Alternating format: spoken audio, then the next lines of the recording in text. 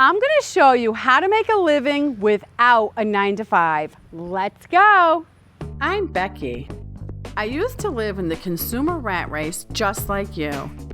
But one day I had enough, so I sold it all, moved to the country, and built my own log cabin with my own two hands. Now I spend my time discovering new ways to live a simple, healthy lifestyle with more free time and way less stress. Then sharing what I've learned with you. Welcome to Becky's Homestead. Have you ever been going along in life and you pretty much have everything you need? You know, a roof over your head, food, clothing, and you might even have lots of stuff. But somehow you still feel empty and unsatisfied, and you're like asking yourself, like, what's wrong with me? I know there's many people in this world that have way less than I do. Why do I feel like this? You know, I should be happy and, pleased with all the stuff I have. And yet you don't, and you feel it deep inside. And it just bothers you, and you're like, what is wrong with me? Well, what it is you're not pursuing your passion.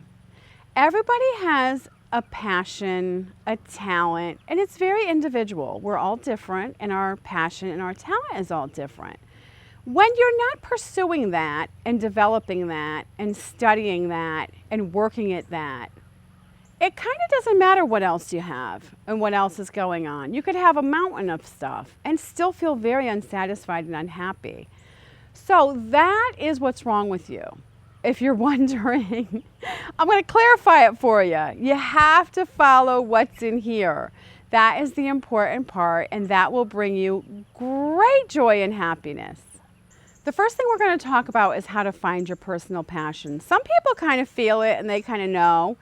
Other people are like, well, I don't know what mine is, and they're just kind of stuck there, and they want to find it and they want to have one, but they're like, they don't know what it is. A lot of times what you can do is you can go back to what you liked when you were a child. A lot of times when you were little, you were just uninhibited and it came out and you just knew you loved something. And you were kind of drawn to it and you were kind of good at it.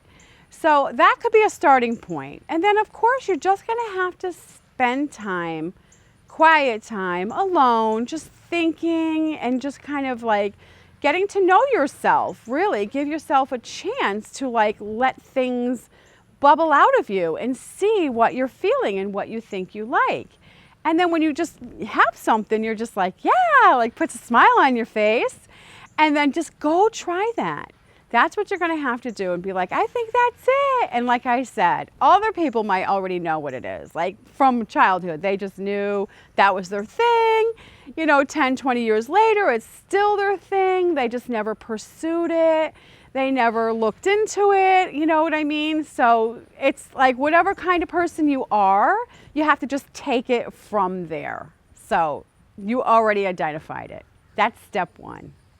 The next thing you have to do is you have to spend the time to read about it, study about it, practice it. Just take in all the information you can, just any way you can get it. Just read about it, go visit, go watch other people do it, practice, just keep practicing and just keep developing your skill. And pretty soon what happens is you become an expert at it. This doesn't happen overnight. We're not going to be ridiculous here. This takes time, it takes effort, but when you're doing something you love, it's also the journey itself is enjoyable because you love to learn something new about what you love. You're just like, oh, I learned something new, and you just tuck it away in your little, your little passion purse or whatever. I don't know how to describe it, but you just have that in your collection of what you love to do, and your knowledge grows, your confidence grows, and you just become more rounded out in doing your calling. So after time goes by and you just keep pursuing it, you become an expert. You're good at it because you put the time in, the effort, the study. Now you're the expert and people will love you for it. You now become the teacher. So you become a teacher. You teach it. You make videos about it. You write books about it. You can tutor a child. You can do seminars. You can just do public speaking. You can develop a product with your sense of style or whatever. So whatever it is, there's many, many ways to now make money doing what your passion is and what you're good at, what you've spent time developing within yourself. Now's your time to market all that.